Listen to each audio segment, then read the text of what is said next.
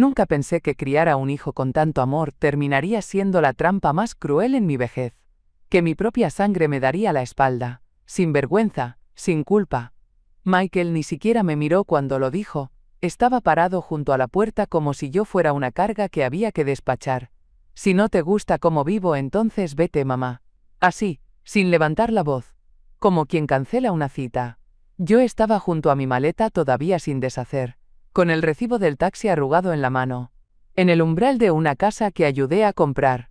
Y desde la cocina Sara, mi nuera, me miraba con esa sonrisa torcida, como si ya supiera el final de esta escena antes de que ocurriera. Como si lo hubiera planeado. No dije nada, ni una palabra. Solo caminé hacia la puerta mientras sentía el frío de octubre morderme los tobillos. Y antes de que siquiera pudiera acomodarme el abrigo, escuché el clic del cerrojo detrás de mí. Cerraron con llave. Como si fuera una intrusa. Como si no fuera su madre. Como si nunca les hubiera dado nada. ¿Y sabes qué es lo más humillante? No fue la frase. No fue el portazo. Fue ese silencio después. Ese instante helado en que entendí que no me iban a buscar. Que no saldrían corriendo detrás de mí para decir mamá, lo siento, no. Eso era definitivo. Ellos habían decidido que yo ya no servía. Que estorbaba. Pero no lloré. Me subí al taxi, pagué con los únicos billetes que me quedaban en la cartera, y le pedí al conductor que me llevara a casa. A mi verdadero hogar. Ese donde nadie más vive desde que enterré a mi marido, pero donde todavía puedo respirar sin que me midan el valor. Donde las paredes no me juzgan. En el camino, vi pasar los árboles pelones del otoño y pensé, esto no puede ser el final. Esto no va a ser el final. Porque si algo me ha enseñado la vida, es que una madre puede perdonar muchas cosas, pero nunca olvida. Y cuando el amor se quiebra, lo único que queda es la verdad. Y la mía estaba por salir a la luz, aunque les ardiera. ¿De verdad creían que me quedaría callada? 3 días antes de aquel portazo, aún pensaba que mi hijo vendría. Estaba en la cama del hospital, con el suero colgando de mi brazo izquierdo y una bata que olía a desinfectante y resignación. Me habían operado de la vesícula, nada grave según el doctor, pero a mis 65 años cada cirugía es un recordatorio de que el cuerpo ya no aguanta como antes. Michael me había prometido pasar a verme. Después del trabajo, mamá. No te preocupes, dijo. Yo le creí porque siempre lo hacía. Desde que era niño y llegaba con los pantalones rotos jurando que esta vez sí cuidaría la ropa. Desde que me prometió que me cuidaría cuando yo ya no pudiera hacerlo sola. ¿Y qué otra opción tenía yo sino creerle? Pero ese martes, en la habitación 204 del Hospital Phoenix General, pasaron las horas y él no llegó. Nadie llegó. Las enfermeras entraban y salían con sus sonrisas entrenadas, y él, ¿cómo sigue, señora Parker? Como si con eso bastara. Yo asentía, fingía que todo estaba bien, mientras apretaba con la mano buena el celular sin mensajes, esperando ese maldito clic de notificación que nunca sonó. En el fondo de mi bolso tenía la factura del hospital, arrugada, como una confesión silenciosa. Aún bajo los efectos de la anestesia, supe que tendría que pagarla yo sola, porque Michael no me preguntó ni una sola vez si tenía cómo cubrirla, porque Sara, su esposa, me había mandado un sticker de corazón la semana anterior, y nada más. Aquel día no lloré, pero sentí como algo se rompía, lento, como esas costuras viejas que se descosen sin que una lo note, hasta que el hilo queda suelto del todo. No era solo el olvido. Era la indiferencia. Era que no importaba si yo estaba entera o en pedazos, porque para ellos ya no contaba.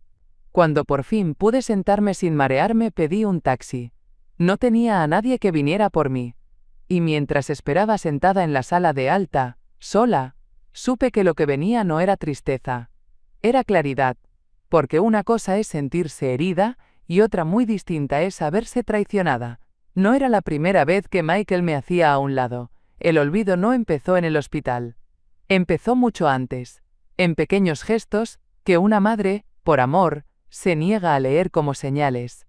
El año pasado, por ejemplo, se le pasó mi cumpleaños. No hubo llamada, ni una flor, ni siquiera un mensaje de texto. Sara publicó una foto de ellos cenando en un restaurante de lujo esa noche, con la frase, celebrando lo importante. Yo fingí que no lo vi. Me serví un trozo de pastel de supermercado y brindé conmigo misma en silencio, pensando que quizá estaban ocupados, que me llamarían al día siguiente. Nunca lo hicieron. Después vino la primavera, y con ella la gran limpieza de su casa. Sara se deshizo de varias cajas viejas, que ocupaban espacio en el garaje. Entre ellas estaban mis álbumes de fotos, los que ARME con acento agudo con recortes, boletos, notas y fotos descoloridas de otra época. Cuando le pregunté, me dijo con una sonrisa liviana: «Ay, suegra, pensé que eran revistas viejas. ¿Para qué guarda esas cosas?» «¿Para qué?» «Para no olvidarlos. Para recordar que alguna vez fuimos familia». Pero lo que realmente me abrió los ojos fue aquel mensaje, el más cruel de todos. 2 días después de la cirugía, cuando les pedí que vinieran a buscarme porque me sentía débil, Sara me respondió con 5 palabras que aún me arden en la memoria. «Solo pide un Uber, Dorothy». Así, sin más. Mientras tanto, subían fotos en Disneylandia sonriendo como si yo no existiera. Como si mi dolor fuera un estorbo, una incomodidad que podía resolverse con una aplicación y una tarjeta de crédito. Ahí supe que lo nuestro ya no era olvido. Era cálculo. Era una decisión consciente de quitarme del medio, de relegarme al rincón de lo desechable. Y eso duele más que cualquier desaire. Porque cuando alguien te olvida, al menos queda la duda. Pero cuando alguien te ignora con intención, no hay consuelo posible. Lo entendí tarde. Lo acepté en silencio. Pero una cosa es cierta. El amor de madre no debe ser excusa para aguantarlo todo. Y esa fue la última vez que yo me tragué la dignidad. Cuando llegué a mi apartamento, lo primero que hice fue cerrar las cortinas. No quería que la luz entrara, no quería pensar en la ciudad que seguía girando como si nada.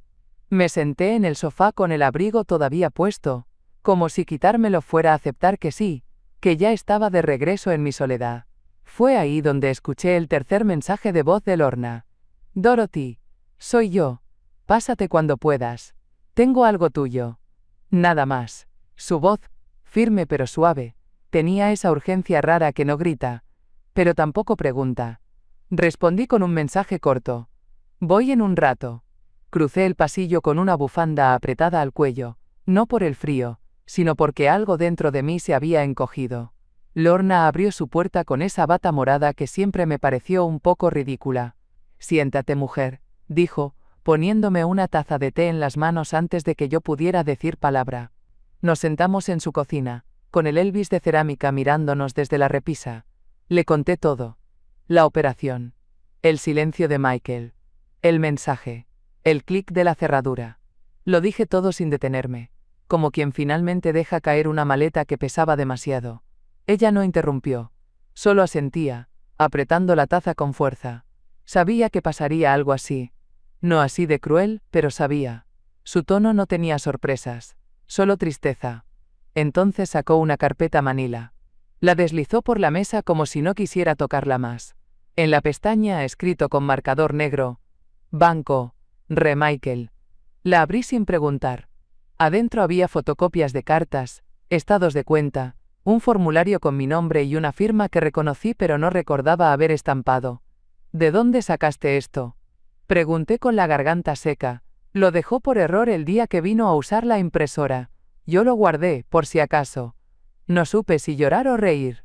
Durante años había defendido a mi hijo con uñas y dientes, enfrentándome a amigas, médicos, incluso a mí misma. Y ahí estaba la prueba. La verdad escrita en tinta negra. Y por primera vez en mucho tiempo, no me sentí sola. Me sentí lista. Lorna hojeaba los papeles con los labios apretados, y yo sentí como el peso del pasado me caía encima, uno por uno, como ladrillos. Le conté todo. No solo lo del hospital, sino lo que nadie sabía. Lo que yo había callado por años para que no pensaran que era tonta. O peor, que era débil. Hace 5 años Michael me pidió ayuda para montar su negocio de marketing digital. «Es solo un empujoncito, mamá, prometo devolvértelo». Y como toda madre, yo le creí. Saqué $10,000 de mis ahorros, los del seguro de vida de su padre. Ni contrato, ni condiciones. Solo un apretón de manos y esa mirada que aún conservaba algo del niño que crié. Meses después, vinieron con lo de la casa. Sara quería un lugar propio. «Nos prestan más si tú haces el primer pago, suegra», Así nos aprueban la hipoteca. Esa vez fueron $4.700. Me dijo que solo era una formalidad, que pronto lo pondrían todo a su nombre, y que yo tendría un cuarto para cuando me necesitara. Yo no hice preguntas. No exigí recibos. Solo guardé los talones de esos cheques en mi carpeta azul, esa que dice For Taxes en marcador rojo. Y mes a mes, empecé a mandarles $800. Porque Sara no conseguía trabajo, y Michael decía que no alcanzaban con un solo ingreso. Cada cheque con mi nombre. Cada centavo salido de mi pensión. Nunca se lo conté a nadie. Porque ¿a quién le interesa lo que una madre hace por su hijo? Uno da y da, pensando que eso es lo que hacen las buenas madres. Porque amar, al parecer, es también desaparecerse poco a poco, para que el otro crezca. Pero esa tarde, sentada en la cocina de Lorna, mientras ella pasaba hoja tras hoja con cejas fruncidas, y yo sentía los ojos arderme, entendí que había cometido un error, no por dar, sino por callar, por suponer que el sacrificio era un deber, no una elección, por creer que un día él volvería a mirarme con gratitud. ¿Y ahora qué vas a hacer?, me preguntó Lorna. Le respondí sin pestañear. Voy a ponerlo todo por escrito. 2 años atrás, Michael me llamó con urgencia. Mamá, necesito que me acompañes al banco. Es solo un trámite. Nada serio. Yo estaba cocinando y con la espalda ya molida por las horas en pie. Pero tomé el bolso sin hacer preguntas. Así era siempre. Él pedía, yo corría. En la oficina bancaria me recibió con su hija en brazos, mi nieta, llorando desconsolada, y una carpeta de papeles bajo el brazo. Mira, solo necesito que firmes aquí como referencia. Es rutina, nada te compromete. Es para mejorar nuestra tasa de interés. Me dijo eso mientras yo sostenía a la niña, y trataba de que no se me cayera la bolsa con las naranjas que había comprado en el camino. Firmé. Firmé sin lentes, sin leer. Con confianza ciega. Esa que las madres tenemos cuando aún creemos que nuestros hijos no serían capaces de hacernos daño. Ahora, con todo claro sobre la mesa, recordaba aquel momento y me ardía el pecho. ¿De verdad pensó que no me daría cuenta nunca? Que una firma desatenta me condenaría de por vida. Pero claro, cuando se ha vivido creyendo que amar es aguantar, se vuelve costumbre firmar sin mirar. No estás como titular, me había asegurado. Solo como contacto. Yo le creí. Porque su voz tenía esa seguridad que siempre confundí con verdad. Y porque sostener a esa bebé que llevaba su sangre, me ablandó los últimos restos de cautela que me quedaban. Ahora veo que no fue un descuido. Fue una jugada. Una en la que él contaba con mi buena fe, con mi prisa, con mi costumbre de confiar. Porque sabía que no pondría condiciones. Sabía que no me atrevería a pedir una copia de nada. Porque claro, ¿qué clase de madre hace firmar a su hijo un recibo? Me vi ahí, frente al escritorio brillante del banco, con el llanto de mi nieta en los oídos y la promesa de Michael colgando en el aire como una trampa disfrazada de cariño. No fue un error, fue diseño. Y yo caí directo en él, pero ahora que lo veía todo con ojos distintos, solo podía pensar una cosa. Eso que firmé sin leer, estaba a punto de volverse mi evidencia. El alta fue rápida, casi brusca. Una enfermera me entregó mis cosas, y un volante de fisioterapia que nunca pedí. Apenas crucé la puerta principal del hospital, un hombre de traje gris claro me interceptó con una voz amable. ¿Señora Dorothy Parker? Soy Robert Hamilton, de Regional Southwest Financial. Mi primer instinto fue de alerta. ¿Un cobrador? ¿Una estafa? Me tomó unos segundos registrar lo que decía. No se preocupe, no es nada agresivo. Solo necesito informarle de algo urgente relacionado con un préstamo hipotecario. Dijo eso como si me estuviera ofreciendo una muestra de perfume. Lo seguí, no por confianza, sino por una mezcla de miedo y fatiga. Caminamos hasta su coche, un Toyota sobrio estacionado bajo la sombra de un mezquite. Adentro, con el aire acondicionado zumbando y mis manos temblando sobre el regazo, Robert me mostró los documentos. Mi nombre aparecía como coprestataria en un crédito por $344.000, una hipoteca en mora. Letras grandes, negritas. Incumplimiento. El corazón me dio un vuelco. No entendía nada. Debe haber un error, murmuré. Pero no lo había. Su firma está aquí, señora Parker, dijo él, señalando el mismo trazo descuidado que recordaba haber hecho 2 años atrás, con la nieta llorando y las naranjas rodando por el suelo. No le voy a mentir, añadió Robert con tono profesional pero empático. El banco intentó contactar a Michael varias veces. No respondió. La deuda sigue creciendo, y legalmente usted es tan responsable como él. Me quedé en silencio, sin saber si llorar o golpear la guantera. Afuera, la tarde era dorada y absurda. Adentro, el mundo tal como lo conocía, se estaba resquebrajando. Ese papel que firmé sin leer me había amarrado a una deuda que no era mía, que ni siquiera sabía que existía. Una deuda que, según ese documento, debía compartir con el hombre que había cerrado la puerta en mi cara apenas 3 días atrás. Respiré hondo. No iba a desmayarme ahí, no frente a un extraño. Le pedí que me llevara a Encanto Park. Necesitaba espacio. Necesitaba ver árboles, o niños jugando, o algo que me recordara que aún quedaba algo puro en este mundo. Lo que no sabía es que en ese parque me enteraría de algo aún más sucio.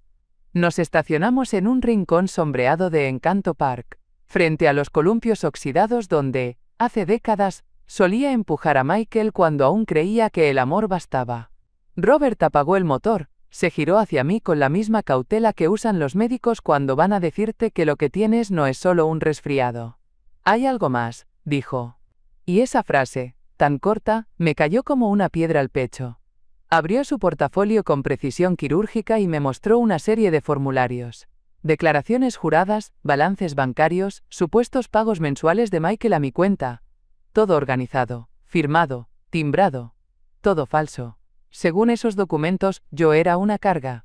Una mujer enferma, sin ingresos, que vivía mantenida por su hijo. Un gasto más.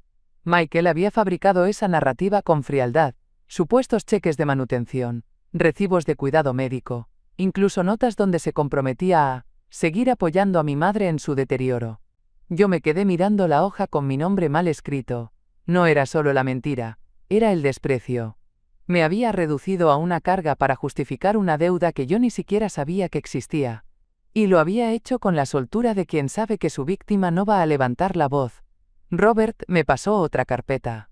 Dentro estaban mis propios movimientos bancarios, los verdaderos. Cada uno de mis cheques a nombre de Michael. Cada depósito mensual de mi cuenta a la suya. Cada prueba de que yo había sido el soporte, no la carga. Que lo que ellos vendieron como ayuda, en realidad era dependencia disfrazada. Me sentí mareada. No de confusión, sino de rabia. Una rabia fría, antigua, la misma que debía haber sentido aquel día en el hospital, cuando nadie llegó. Pero esta vez, no la empujé hacia adentro. La dejé estar. La dejé crecer. No lloré. No grité. Solo cerré la carpeta y miré a Robert a los ojos. ¿Puedo quedarme con estas copias?, pregunté con voz firme. Él asintió. Y mientras guardaba los documentos en mi bolso, entendí algo por fin. El amor de madre no exige servidumbre. Y la dignidad, cuando se pierde, solo se recupera con acción. Esa misma noche, después de revisar cada documento bajo la lámpara de la cocina, marqué su número. No me tembló la mano. Ya no estaba buscando consuelo, ni disculpas. Solo quería una explicación. Quería oírle la voz cuando intentara negar lo que ya era irrefutable. ¿Mamá?, respondió Michael, como si mi llamada le hubiera sorprendido. No había emoción en su voz, solo ese tono impaciente que reserva para las llamadas de ventas. Le dije que sabía todo, que había visto los papeles, que tenía copias, que Robert Hamilton me lo había explicado todo con detalles. Hubo un silencio. No de culpa, sino de cálculo.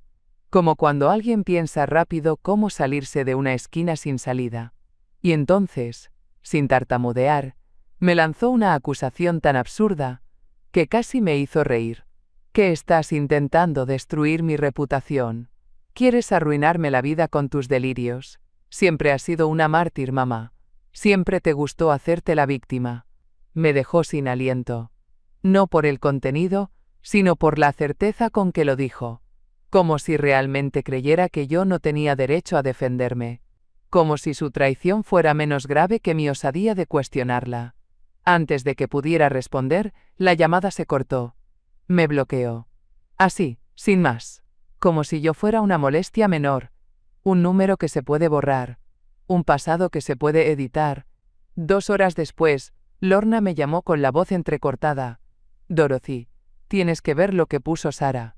Fui a Facebook, donde aún tenía mi cuenta abierta aunque apenas la usaba. Y ahí estaba. Una publicación pública, llena de indirectas que no necesitaban nombres.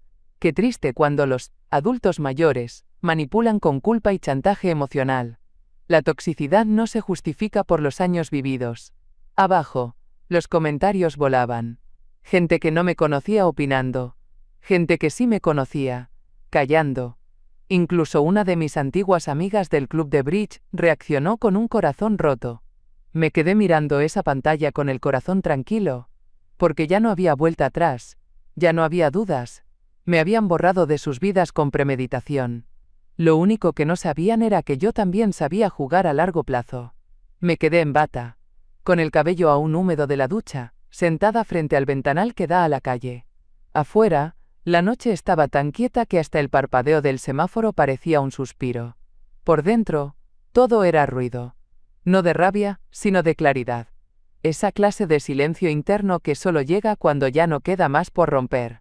Sobre la mesa tenía todos los papeles. Los cheques, los formularios del banco, las capturas de pantalla.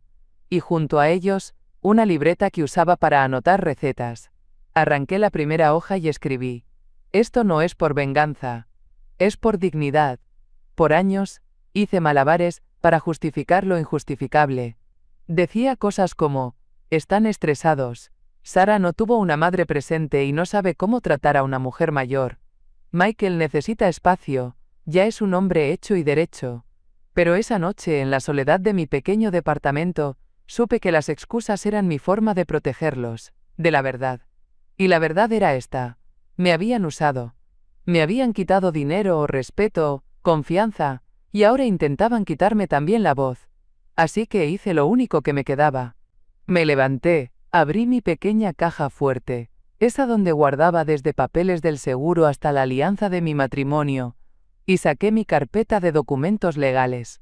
Pasaporte, testamento, copias de mis cuentas. Revisé todo. No con miedo. Con precisión. Como quien limpia el terreno para volver a construir. Guardé lo esencial en una carpeta nueva, y escribí con marcador grueso. Reclamo. Porque eso era lo que iba a hacer. Reclamarlos a ellos si era necesario, pero sobre todo, reclamarme a mí misma. Esa noche no dormí. Me hice un té con canela, y me senté en el sofá a ver cómo amanecía. No lloré. No lo necesitaba. Ya había derramado suficiente por personas que no sabían el valor de una madre. Ahora me tocaba a mí cuidarme como nadie más lo haría. Porque lo que Michael y Sara se llevaron no fue dinero. Fue algo mucho más grave. Intentaron borrar mi historia. Pero no sabían que yo había guardado cada capítulo. Y ahora, estaba lista para publicarlo todo. A la mañana siguiente me vestí con calma. No para aparentar, sino para sostenerme. Pantalones rectos, blusa blanca, el abrigo gris que había dejado de usar después del funeral de Harold. Quería verme como lo que era, una mujer que aún sabía dónde quedaba su centro. Tomé un taxi rumbo al Banco del Desierto, sucursal central. La misma donde, 2 años atrás, había firmado aquellos documentos sin leer. Esta vez, en cambio, llevaba cada hoja bajo el brazo y la mirada fija en el piso del auto, repasando lo que iba a decir. En la mesa de atención al cliente me recibió Teresa, una mujer de unos 40, seria pero cordial. Le expliqué que quería congelar una cuenta compartida con mi hijo, y que necesitaba asesoría para desvincularme de un préstamo hipotecario en el que me habían involucrado sin pleno consentimiento. No será inmediato, me dijo sin adornos, pero ¿se puede? Me pidió una identificación y un comprobante de domicilio que tenía listos.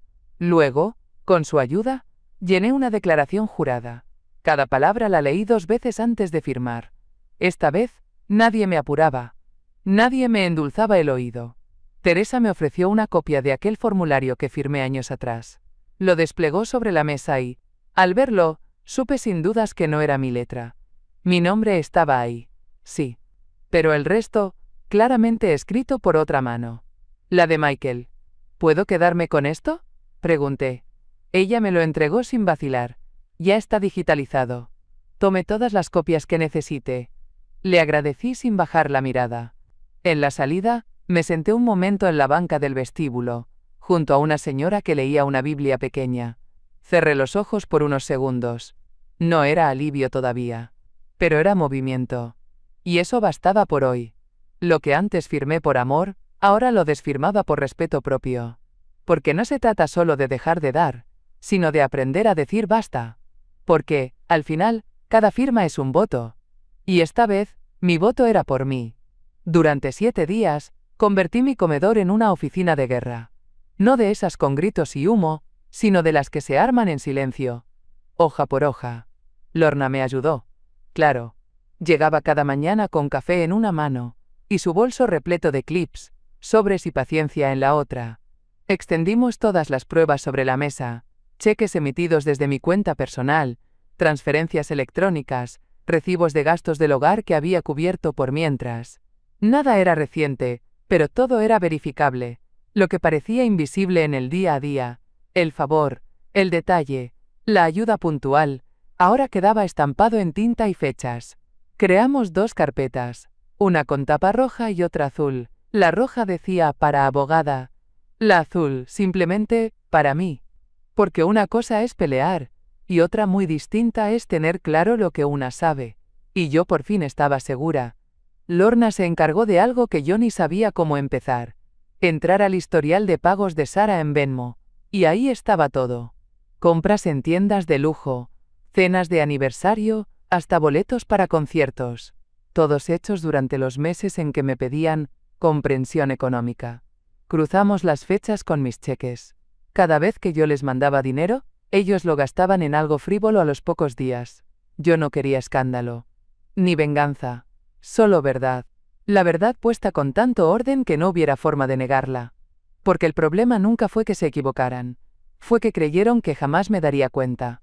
Cada noche, antes de cerrar la última carpeta, me detenía un momento. Repasaba algún documento. No para dudar, sino para recordarme que no estaba loca. Que el abuso disfrazado de familia también deja huellas. Y esas huellas, ahora, estaban numeradas, archivadas y respaldadas en 2 USB con etiquetas claras. Evidencia oficial. Si iban a negar lo que hicieron, iban a tener que hacerlo frente a datos. Y frente a mí. Porque ya no era la madre que firmaba por cariño. Ahora era la mujer que iba a exigir por justicia. Con las carpetas bajo el brazo y los nervios apretándome el estómago como un nudo marinero, llegué a la clínica legal de asistencia gratuita un lunes por la mañana. El edificio era modesto, de esos con paredes de yeso agrietado y olor a café recalentado.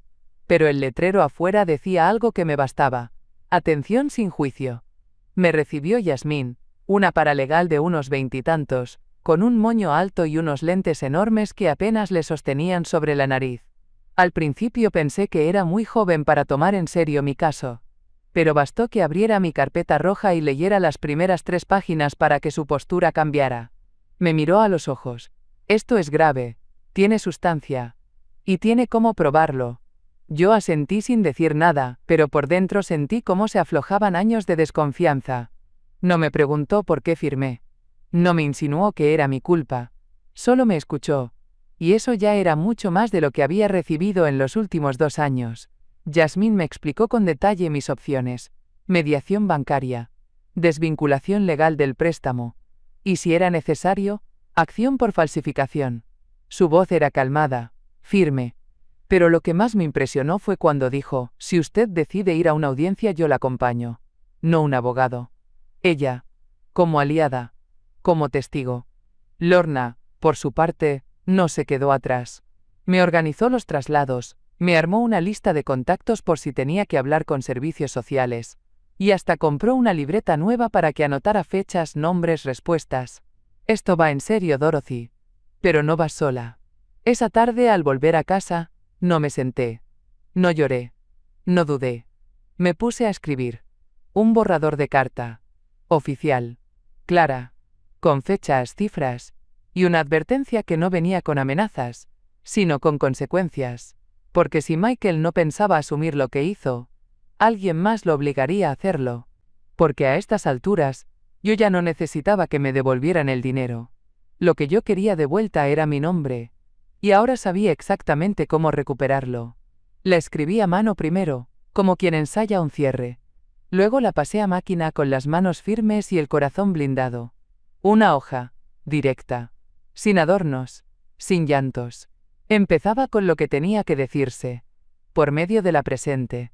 Le expliqué a Michael, con cada línea, que tenía conocimiento de su uso fraudulento de mi nombre, que los documentos bancarios habían sido revisados, que las pruebas estaban listas para ser presentadas ante una autoridad si era necesario, que no me iba a esconder. No esta vez. No pedí disculpas. No ofrecí perdón. Le di 30 días. 30 días exactos para refinanciar la hipoteca y retirarme por completo de esa deuda. Si no lo hacía, presentaría un reclamo formal ante el banco, iniciaría el proceso de separación de responsabilidad legal, y si aún no entendía la gravedad, compartiría públicamente mi versión. Con todo, sin filtro. Esta será mi única comunicación sobre el tema, terminé. Firmé con tinta azul. Guardé copia. Y envié el original por correo certificado. Lorna fue testigo. No había rencor en esas líneas. Había algo más profundo. Algo más justo. Yo ya no quería regresar el tiempo, ni arreglar lo que estaba podrido. Solo quería salir limpia. Sin deudas que no eran mías. Sin nombres ajenos ensuciando el mío. Durante 3 días no supe nada. No hubo llamadas. No hubo mensajes. Pero no me inquieté, porque por primera vez en mucho tiempo, tenía control. Había fijado un límite. Y esta vez no era de los que se pueden cruzar sin consecuencias.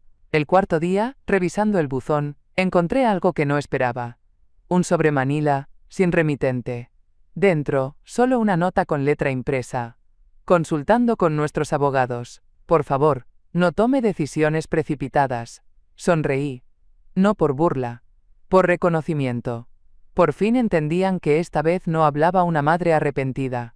Esta vez hablaba una mujer informada, herida pero intacta, que no iba a permitir que nadie más jugara con su historia. La carta ya estaba enviada, y la cuenta regresiva había comenzado. No había marcha atrás, solo hacia adelante. Una semana después de enviar la carta, un joven de corbata mal anudada se presentó en mi puerta con un sobre grueso y una sonrisa incómoda. Entrega certificada de parte del despacho Garza y Asociados. Firmé sin hablar, con ese pulso que uno tiene cuando ya no tiembla por miedo, sino por claridad. Adentro encontré 3 cosas. Primero, un borrador de NDA, un acuerdo de confidencialidad para que yo renunciara a cualquier acción futura y guardara silencio. Segundo, una carta mecanografiada, supuestamente escrita por Michael, que empezaba con querida mamá, y terminaba con, lo hago por el bien de la familia. Y tercero, un cheque por $5.000. 5.000. Después de todo lo que invertí, después de los pagos, los sacrificios, la humillación pública, 5.000. Como si pudieran comprar mi silencio con lo que me debía por un solo año de ayuda. Llevé los documentos a la clínica legal al día siguiente. Yasmín los revisó palabra por palabra, sin mostrar emoción. Es una táctica común, dijo. Buscan cerrarlo rápido, hacerla dudar, forzarla a elegir entre justicia y paz. Pero yo ya había tomado mi decisión. A la semana siguiente, nos citamos en el centro de mediación. Lorna me acompañó. Iba vestida como para una misa formal. Yo también. Navy, sencillo. Mi reloj de Harold en la muñeca, porque ese día necesitaba recordar quién fui antes de ser reducida a la mamá que firma por amor. La sala era sobria, sillas grises. Una mesa de madera clara.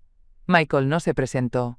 Fue su abogado quien llevó la voz, y frente a todos, mientras proyectaban mis registros y los documentos manipulados por él, yo deslicé el cheque de 5.000 de vuelta por la mesa. No dije una palabra. No hacía falta. Porque el silencio cuando es de dignidad pesa más que cualquier amenaza. ¿Porque una madre puede callar por amor? Sí, pero cuando decide hablar, el eco no se negocia. Y aquel día entre notarios, abogados y testigos, mi eco fue claro. No me van a comprar. Ni con plata. Ni con pena. Ni con culpa. 2 jueves después, llegué al salón parroquial donde Michael celebró su compromiso con Sara. Lo recordé con claridad, las guirnaldas, el pastel de 3 pisos, y esa risa nerviosa de él cuando brindó por la familia que estamos formando. Qué ironía estar de vuelta ahí, ahora no como invitada sino como denunciante. Me vestí con intención. Pantalón azul marino, blusa marfil, y el reloj de Harold. Ese reloj siempre fue su recordatorio de que el tiempo pone todo en su sitio. Y esa mañana, el tiempo estaba empezando a darme la razón. El salón estaba dispuesto como si fuera un taller comunitario. Una mesa larga, sillas de plástico, un proyector portátil. Nada glamoroso, pero suficiente para lo que había venido a hacer. Robert, el analista del banco, ya estaba allí, con su maletín impecable y una carpeta bajo el brazo. Jasmine llegó pocos minutos después, con sus notas ordenadas y una mirada que decía: «Hoy es el día». Michael sí asistió. Sarah, no. Él entró con el ceño fruncido y esa actitud que mezcla soberbia con nerviosismo. No me saludó. Ni falta que hizo. Porque aquel espacio ya no era un comedor familiar. Era un recinto de evidencia. Robert tomó la palabra. Mostró primero los documentos bancarios, movimientos de cuenta, cheques, transferencias. Luego, proyectó el supuesto registro de pagos que Michael había entregado al banco, fingiendo que me ayudaba económicamente mes a mes. Y entonces, vino el contraste. La proyección del verdadero historial. Cada depósito saliendo de mi cuenta, cada gasto suyo cubierto por mí. Cada cifra, cada fecha, sellada y rastreable. Una verdad sin adornos. Por primera vez, vi a Michael bajar la mirada. No gritó, no negó. Solo se quedó quieto. El mediador tomó nota. Y con voz neutra, dictaminó: Michael tendría que refinanciar la hipoteca sin mí. Y si no lo hacía en un plazo breve, el banco iniciaría revisión por fraude. Yo no sonreí. No crucé miradas con nadie. Solo asentí. Porque la justicia, cuando llega, no grita. Llega en orden. En documentos. Y, a veces, en salones donde antes brindamos por amores que no duraron. Robert avanzó con la presentación sin temblor, con esa calma que solo tiene la gente acostumbrada a manejar cifras como si fueran bisturís. En la pantalla apareció el documento que Michael había entregado meses atrás, un supuesto registro de pagos donde afirmaba línea por línea, que me depositaba mensualmente por mis cuidados, que cubría mis medicamentos, que incluso me daba una asignación para que no me sintiera una carga. La sala entera se quedó en silencio. Jasmine pidió que se ampliara la imagen.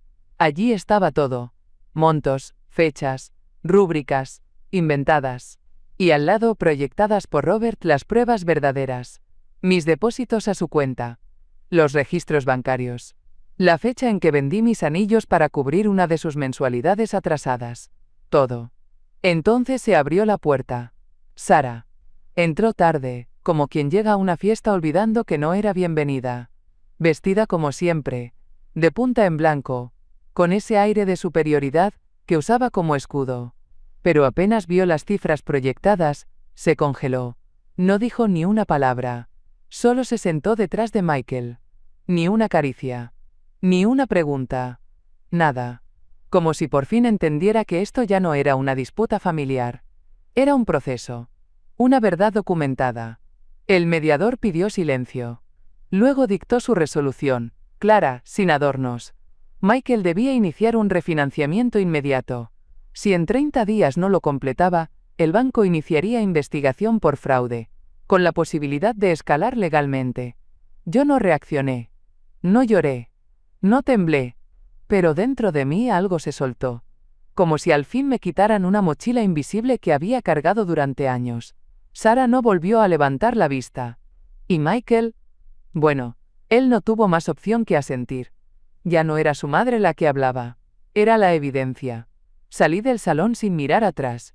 Lorna me esperaba afuera con su termo de té y una sonrisa que contenía orgullo, rabia y ternura. ¿Y ahora qué?, me preguntó. Ahora espero que cumpla. Y si no, ya sé por dónde seguir. Porque cuando una madre se cansa de suplicar, empieza a exigir. Y lo hace con papeles en la mano y la frente en alto. El lunes siguiente, llegó el sobre notariado. Lo abrí con manos firmes. Adentro estaba el documento que cerraba el ciclo.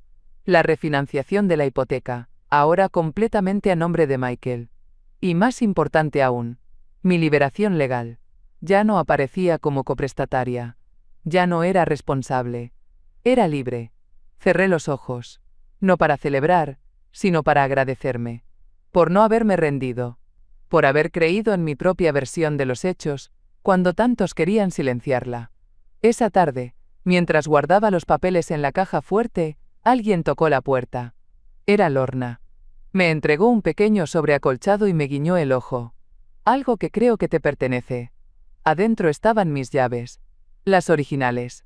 Las de la casa que ayudé a pagar, que me juraron que era nuestra y de la que me echaron como intrusa. Venían con una nota, escrita a mano. Bienvenida de vuelta. No decía quién la había escrito, pero eso no importaba, porque ya no necesitaba entrar en casas ajenas para sentirme en casa. Mi apartamento modesto con paredes que aún olían a historia, era mi refugio. Y ahora, también, mi trinchera ganada. Esa noche no hubo brindis, ni llamadas. Solo encendí la lámpara de la sala, preparé un té de manzanilla y abrí mi libreta. En la primera página escribí: cuando te quitan todo, puedes quedarte con la rabia o con la verdad. Yo elegí la verdad, y la verdad me devolvió algo que nadie podrá quitarme jamás: mi nombre.